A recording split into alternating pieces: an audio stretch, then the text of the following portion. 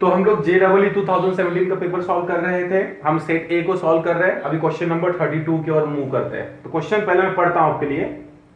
1 gram of carbonate M2CO3 on treatment with excess of HCl produces 0.01186 moles of CO2. The molar mass of M2CO3 is। तो question simple है। Question क्या देखिए, हमको 1 ग्राम carbonate दिया हुआ है, या हमने 1 ग्राम कार्बोनेट लिया हुआ है।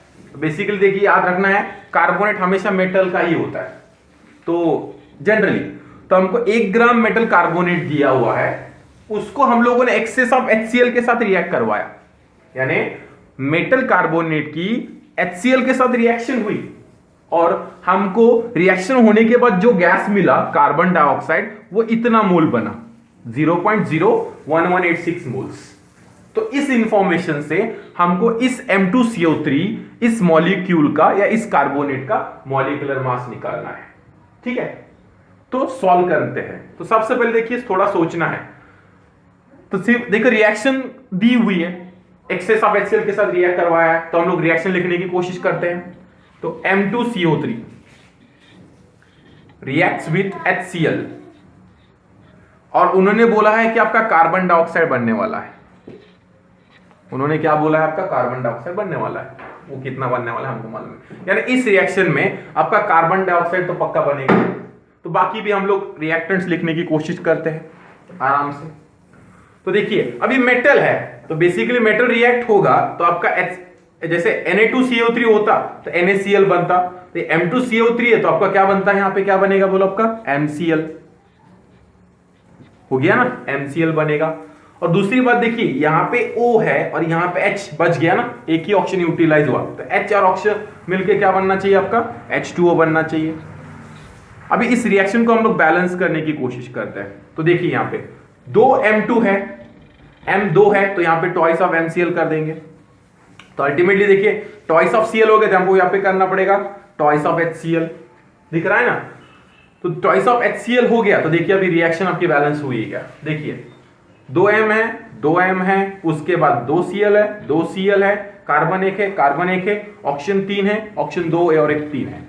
अल्टीमेटली ये रिएक्शन हम लोगों ने बैलेंस कर ली है, यानी करेक्ट है, तो हम लोग सही जा रहे हैं।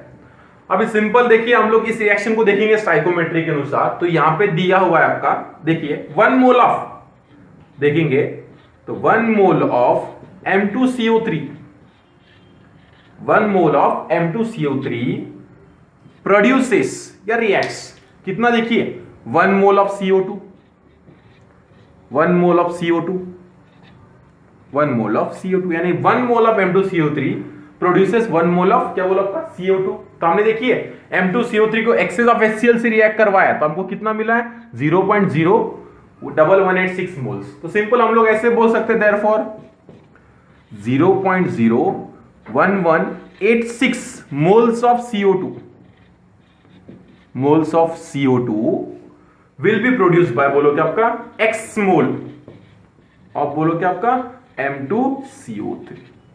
सिंपल है। तो X के लिए सॉल्व करेंगे तो आपको X मिल जाएगा यहां पे, that is equal to 0.01186 moles.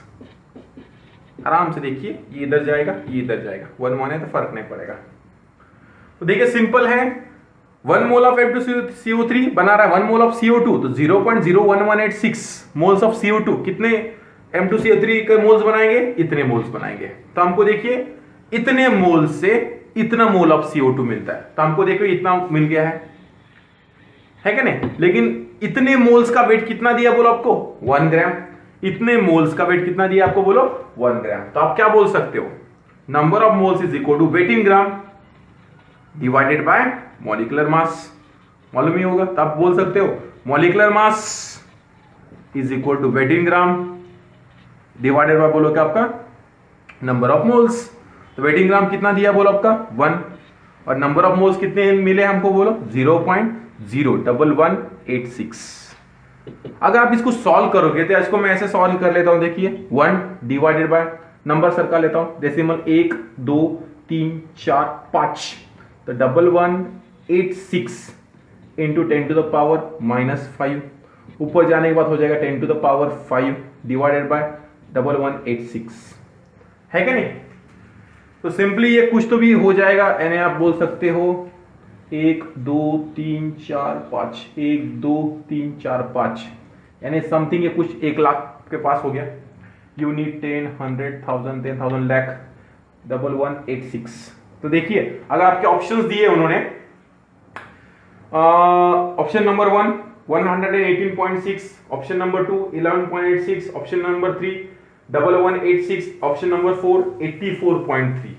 तो सिंपल देखिए अगर हम लोग 118.6 यानी ऑप्शन नंबर ए देखिए 118.6 से इसको मल्टीप्लाई करेंगे तो ये बहुत बड़ा नंबर हो जाएगा, समझ में आ रहा है ना। उसके बाद 11 ऑप्शन नंबर डी देखिए 11.86 से मल्टीप्लाई करेंगे तो ये बहुत छोटा नंबर हो जाएगा, समझ में आ रहा है ना। और ऑप्शन नंबर सी जो है हम लोग 1186 से मल्टीप्लाई करेंगे इस नंबर को तो ये भी 1 लाख से बड़ा नंबर हो जाएगा।